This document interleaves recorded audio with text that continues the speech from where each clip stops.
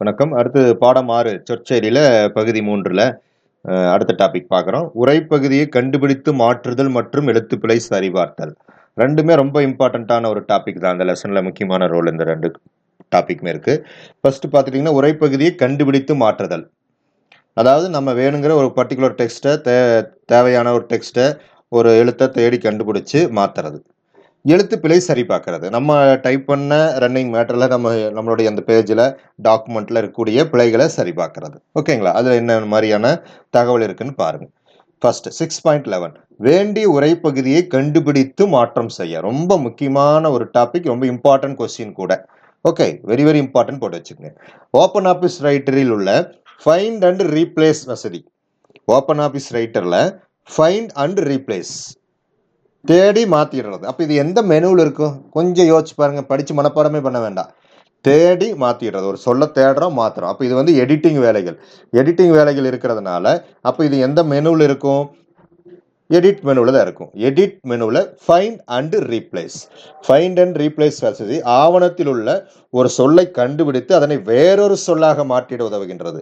Okay, இப்போ நீ எல்லாம் தியரி படிச்சு புரிஞ்சு அப்புறம் விளக்கமா தெரிஞ்சுக்கிறதுக்கு இப்போ ஒரே வரியில நான் முழுமையா சொல்றேன் பாருங்க. இந்த இடத்துல இருக்க அந்த ஒரு படம் சர்ச் ஃபார் பாம்பே. பாம்பேன்னு ஒரு வார்த்தையை நம்ம ஒரு சொல்ல தேடுறோம் நம்மளுடைய டாக்குமெண்ட்ல. நம்மளுடைய டாக்குமெண்ட் 10 வரி இருக்கலாம், 100 வரி கூட இருக்கலாம், 200 வரி கூட இருக்கலாம். நம்மளுடைய டாக்குமெண்ட்ல எத்தனை லைன்ஸ் எத்தனை பேரா வேணா இருக்கலாம். பாம்பேங்கிறது அதுக்கு உள்ள எங்க வருதுன்னு தேடுறோம். சரிங்களா? தேடி கண்டுபிடிச்சு அது செலக்ட் ஆயிரும். அதை ரீப்ளேஸ் பண்றோம். Replace with Mumbai. அப்ப பாம்பேன்னு எங்கெங்கெல்லாம் வருதோ அந்த வார்த்தையை, அந்த சொல்லை தூக்கி விட்டு அந்த இடத்துல கொண்டு போய் மும்பைங்கிற வேர்டை போட்டுரும். அவ்வளவுதாம்மா. இப்போ உதாரணத்துக்கு இன்னும் சிம்பிளா சொல்றேன். ஓகேங்களா? இப்போ நான் ஒரு டாக்குமெண்ட் கிரியேட் பண்றேன். ஓகேங்களா? ஒரு 50 லைன்ல கிரியேட் பண்றேன். எல்லாத்தையுமே நம்ம ஸ்கூல் பேரெல்லாம் அடிச்சாச்சு. எல்லாம் ஓகே, எல்லாம் ஓவராலா முடிஞ்சிருச்சு. இதே டாக்குமெண்ட் அப்படியே பாய்ஸ் ஸ்கூல்ல டைப் பண்ணணும். இதே டாக்குமெண்ட் அப்படியே நம்ம பாய்ஸ் ஸ்கூல்ல டைப் பண்றாங்க. ஓகேங்களா? அப்போ நான் என்ன டைப் பண்ணி வச்சிருப்பேன்? Municipal girls higher secondary school அப்படின்னு டைப் பண்ணி வச்சிருப்பேன். இப்போ அந்த வேர்டை மாற்றும் பொழுது என்ன பண்ணிடலாம்? அழகா சர்ச், அது எங்கெங்கெல்லாம் கூட நாம தேட வேண்டியதில்லை. சர்ச் பார்ல கேர்ள்ஸ்ன்னு கொடுக்குறோம், ரீப்ளேஸ் வித்ல பாய்ஸ்ன்னு கொடுக்குறோம். கேர்ள்ஸுங்கிற இடம் போற பாய்ஸ்ன்னு மாறிடும். எளிமையா வேலை முடிஞ்சிருச்சு. புரியுதுங்களா? ஓகே, இப்போ படிப்பை தியரிய. ஃபைண்ட் அண்ட் ரீப்ளேஸ் உள்ள சொற்கள் மற்ற சொற்றொடர்களுக்கு மட்டுமல்லாது வைல்டு கார்டுகள் மற்றும் வழக்கமான வெளிப்பாடுகள், எக்ஸ்பிரஷன் எல்லாத்தையுமே கொண்டு ஒரு மேம்பட்ட தேடலை பயனர் செய்ய முடியும். முதல் எழுத்து எப்படி இருக்கு, 2வது எழுத்து எப்படி இருக்கிறது, கேப் லெட்டர், ஸ்மால் லெட்டர், இந்த மாதிரி எல்லா லெட்டர்ஸ், ஒரு சிம்பிள்ஸ் இருந்தாலும் சரி, குறியீடுகள் எல்லாத்தையுமே நம்மளால தேட முடியும்னு சொல்றாங்க. மெயினா நம்ம ஒரு சொல்லை தேடுறோம்.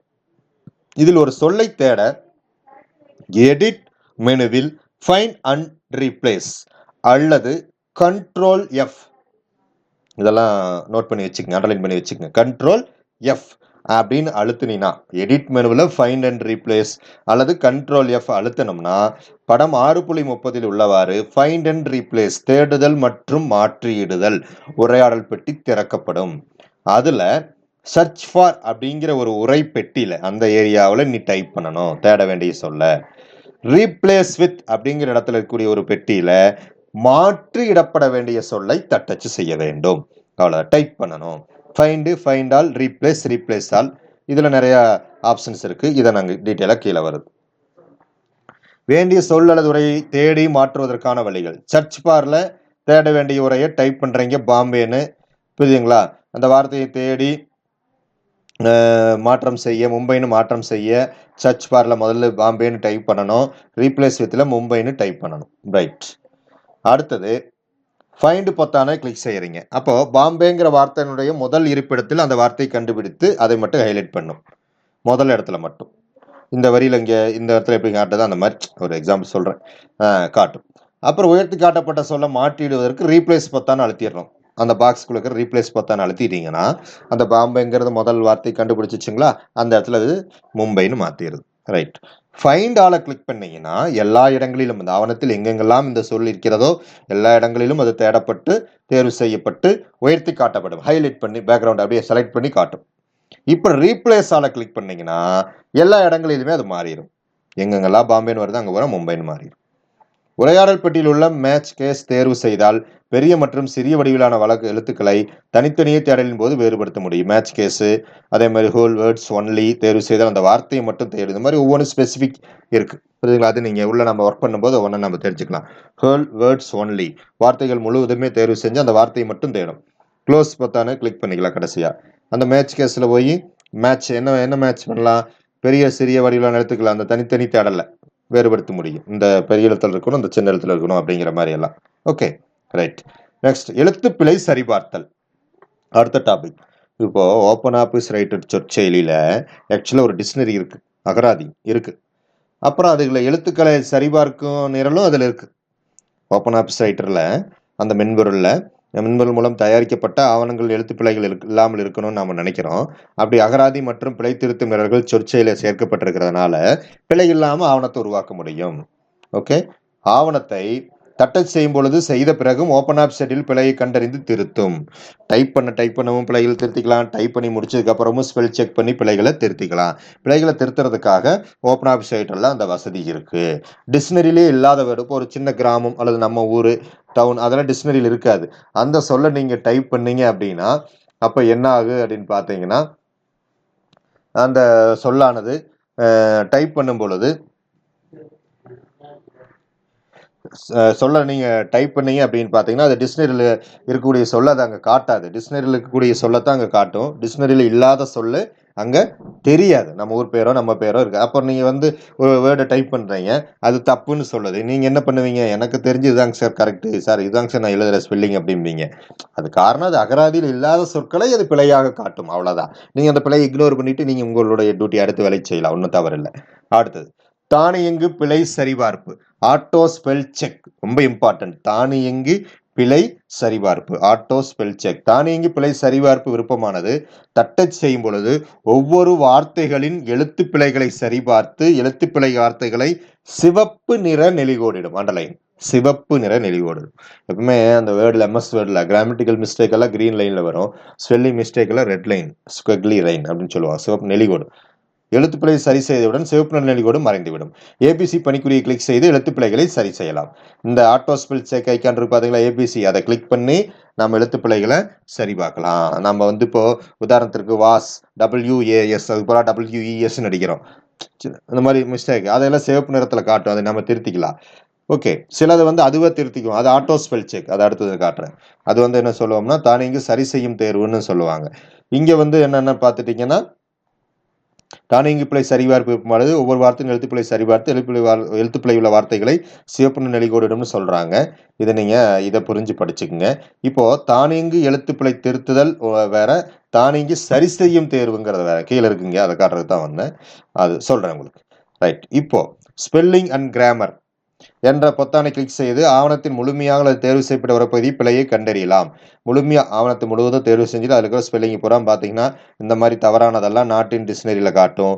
சரியானது சஜஷன், அதுக்கு மாற்றுச்சொல் தேவையானது ஏதாவது இருந்துச்சுன்னா இதில் நீங்கள் சூஸ் பண்ணி நீங்கள் சேஞ்ச் பண்ணிக்கலாம். எல்லா இடங்களிலும் இதே மாதிரி பிழை எல்லா இடங்களிலும் இருக்குது, நான் இதே இடத்த மாற்றிக்கிறேன் அப்படின்னா சேஞ்ச் ஆல் பண்ணிக்கலாம். ஓகே, அதை பற்றி உங்களுக்கு சொல்கிறாங்க. ஸ்பெல்லிங் கருவியில் உள்ள மேலும் சில சிறப்பு அம்சங்கள் கொடுக்கப்பட்டுள்ளன. கோடிட்டப்பட்ட வார்த்தையின் மீது சுட்டெலின் வலது பொத்தானை கிளிக் செய்தால் பிழையான சொல்லிற்கு பதிலாக பல்வேறு விதமான சரியான சொற்களுடன் கூடிய ஒரு மேல் மீட்பு பற்றி தோன்றும்.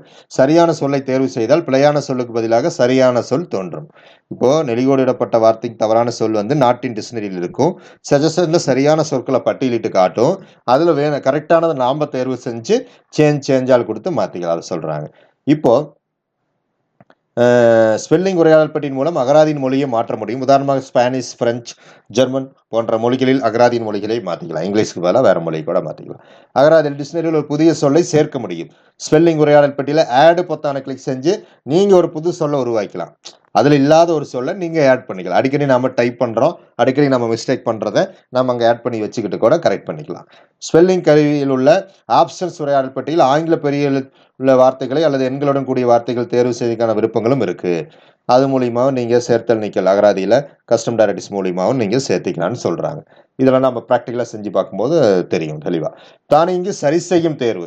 தானியங்கி சரி செய்யும் தேர்வு என்ற செயல்பாட்டின் மூலம் பயனர் செய்யும் பிழைகள் மற்றும் தட்டச்சு செய்யும்போது ஏற்படும் பிழைகளை தானாகவே திருத்திக் கொள்ளும். இதுதான் இதனுடைய ஹைலைட். ரொம்ப இம்பார்ட்டன்ட். அடிக்கடி காமனாக நடக்கக்கூடிய மிஸ்டேக்ஸ் அந்த டிக்ஷனரியில் இருக்குது. அந்த மிஸ்டேக்ஸை நீங்கள் செஞ்சீங்கன்னா அதுக்குண்டான சரியான சொல்ல அது மாற்றிக்கும். வேற மிஸ்டேக் செஞ்சால் அது மாற்றாது. புரியுதுங்களா? இப்போ டிஹெச்இ அப்படின்னு இருக்கு. இதை வந்து நம்ம அடிக்கும்போது நாம என்ன அடிப்போம்? ஹெச்டிஇன்னு தவறெல்லாம் அடிச்சிட்டோம். டிஇஹெச் அப்படின்னு தவறுதலா அடிச்சிருவோம். அப்படி செய்யும்போது அந்த வேர்டை டைப் பண்ணி முடிச்சுட்டு ஒரு ஸ்பேஸ் விட்டு நகரும்போது அதுவா மாறிக்கும். என்னடா அது நம்ம பிள்ளையா டைப் பண்ண அதுவா மாறிடுச்சேன்னு நீங்க நினைப்பீங்க. அது காரணம் தானியங்கி சரி செய்யும் தேர்வு வசதி நம்ம ஆன் பண்ணி வச்சிருக்கிறது தான். இப்போ இது என்ன செய்யுதுன்னா, இது இம்பார்ட்டன்ட் கொஸ்டின்ஸ் பார்த்துங்க. தானியங்கி சரி செய்யும் தேர்வு என்ற செயல்பாட்டின் மூலம் பயனர் செய்யும் பிழைகள் தட்டச்சு செய்யும் போது அல்லது ஏற்படும் பிழைகளை தானாகவே திருத்திக் கொள்ளுது. ஹெச்டிஇ அப்படின்னு அடிச்சிட்டிங்கன்னா அதுவே தானாக டிஹெச்இன்னு மாற்றிக்குது. அது எப்படி உருவாக்குறது? டூல்ஸில் ஆட்டோ கரெக்ட். தானியங்கி சரி செய்யும் தேர்வை உருவாக்க டூல்ஸ் மெனுவில் ஆட்டோ கரெக்ட் கட்டளை கிளிக் செய்கிறீங்க. ஆட்டோ கரெக்ட் உரையாடல் பெட்டி தோன்றும். அதில் ரீப்ளேஸுங்கிற தொகுதியை கிளிக் பண்ணுறீங்க. இங்கே பாருங்கள் ரீப்ளேஸ் வித். இந்த ரீப்ளேஸுங்கிறதெல்லாம் தப்புங்க பாருங்க. அபவுட் ஸ்பெல்லிங் பாருங்க ஏபிஓ டியூன்னு இருக்குது. இந்த தப்பு நீங்கள் செஞ்சீங்கன்னா இது சரி இந்த மாதிரி மாற்றிக்கும். ஏபிஓயூடின்னு மாற்றிக்கும். அதுக்கு பதிலாக அநியாயத்துக்கு தப்பு பண்ணீங்கன்னு வைங்க, யூடிஓ பிஏபிசின்னு எல்லாம் போட்டிங்கன்னா மாறாது. யூடி ஏபிசி நல்லா கண்டபடி போட்டிங்கன்னா மாறாது. ஓகே, இதில் இருக்கிற மாதிரியே நீங்கள் இந்த தவறுகளை செய்யும் பொழுது இந்த திருத்தங்கள் அல்லது நீங்கள் வேணால் ஆட் பண்ணி வச்சுக்கோங்க. ஆட்டோ கரெக்ட் உரையாடல் பெட்டி தானியங்கி சரி செய்யும் தேர்வு பார்த்து. ரீப்ளேஸ் பெட்டியில் பிழை நீக்கப்பட வேண்டிய சொல்லை தட்டச் செய்ய வேண்டும். வித்து பெட்டியில் மாற்றுச்சொல். இந்த வித் அப்படின்றதுல மாற்றுச்சொல். ரீப்ளேஸ்ல நம்ம என்ன தவறு அடிக்கடி செய்யறோமோ அந்த சொல். அப்போ இந்த தவறை நம்ம செய்யும் பொழுது இந்த வித்து பகுதியில் இருக்கக்கூடியது மாறிக்கும். அவ்வளோதான், அதைத்தான் சொல்றாங்க. இந்த நியூங்கிற பொத்தானை கிளிக் செஞ்சு தானியங்கி சரிபார்த்தல் சொல்ல நம்ம உருவாக்கலாம். நியூங்கிற பொத்தானை கிளிக் செஞ்சு தானியங்களை சரிபார்ப்பு சொல்ல நம்ம உருவாக்கிக்கலாம் அப்படின்னு சொல்றாங்க. ஓகே, நெக்ஸ்ட் அடுத்தது கவனிங்க. ஆட்டோ கரெக்ட் அம்சமானது பொதுவாக ஆன் நிலை செயல்படும். இதை ஆப் நிலைக்கு மாற்ற format auto correct while typing என்ற தேர்வுப்படி கிளிக் செய்யும். சிறப்பெழுத்துக்களை சேர்க்க ஆட்டோ கரெக்ட் எளிய வழிகளாகும். எடுத்துக்காட்டாக இந்த மாதிரி சிங்கிற சிறப்பெழுத்துக்கு நீங்கள் இந்த மாதிரி டைப் பண்ணீங்கன்னா அது இந்த மாதிரி மாறும். இதுக்கெல்லாம் கூட நம்ம ஆட்டோ கரெக்டை வச்சுக்கலாம். பிழைன்னு கூட நீங்கள் நினைக்காம பிழையா டைப் பண்ணுறதெல்லாம் மாற்றணுங்கிறது கூட இல்லாமல் இந்த மாதிரி நம்ம ஷார்ட்டாக கூட நம்ம பயன்படுத்தலாம். அடிக்கடி நம்ம ஸ்கூல் நோட் டைப் பண்ணுவோம், அது ஷார்ட்டாக ஏதாவது ஒன்று வச்சுக்கலாம். அல்லது பெரிய லெட்டராக டைப் பண்ணுவோம், அதுக்கு ஷார்ட்டாக ஒரு வேர்டு வச்சுக்கிட்டு இந்த வேர்டு அடித்தா இது விழுகிற மாதிரி கூட பண்ணிக்கலாம். ஓகே, விருப்பமான எழுத்துக்களை சேர்த்திக்கலாம். செயல்பாடு கொடுத்துருக்குறாங்க, அது கூட செஞ்சு பாருங்கள். கம்ப்யூட்டர் அப்படிங்கிறாங்க, இந்த பிழையை காமனான பிழையை செய்கிறாங்க. அப்போ அது எப்படி மாறுதுன்னு பாருங்கள். டூல்ஸில் ஆட்டோ கரெக்ட் ஆப்ஷன்ஸ்குள்ளே நம்ம போகிறோம். டூல்ஸில் ஆட்டோ கரெக்ட் ஆப்ஷன் ரீப்ளேஸ் தொகுதியை கிளிக் பண்ணுறோம். அதில் கம்ப்யூட்டர் என்ற பிழையான சொல் ரீப்ளேஸ் உரையாடல் பெட்டியில் தட்டை செய்து வித் உரையாடல் பெட்டியில் கம்ப்யூட்டர் என்ற சொல்லை தட்டை செய்து பின் ஓகே பொத்தானை அழுத்தவும். கம்ப்யூட்டர் என்ற சொல் கம்ப்யூட்டர் என்ற சொல்லுக்கு தானாக மாற்றிடப்பட்டு திரையில் தோன்றும். ரீப்ளேஸில் போய் ஒரு தவறை செய்கிறோம், வித்தில் சரியான சொல்லை செஞ்சுக்கிட்டு நியூ இந்த இடத்துல பாருங்க நியூங்கிற பொத்தான் இதை நம்ம ஆட் பண்ணிக்கலாம். ஆட் பண்ணி வச்சுக்கிட்டோம். கம்ப்யூட்டரும் தட்டை செய்தால் ஸ்டார் ரேட்டு தானாகவே அதுவே, அதாவது இந்த எம்யூ இடத்த மாற்றிருக்காங்க. அந்த யூ இடம் மாற்றிருக்கு பார்த்தீங்களா, இந்த பிக்கு அப்புறம் வரணும்.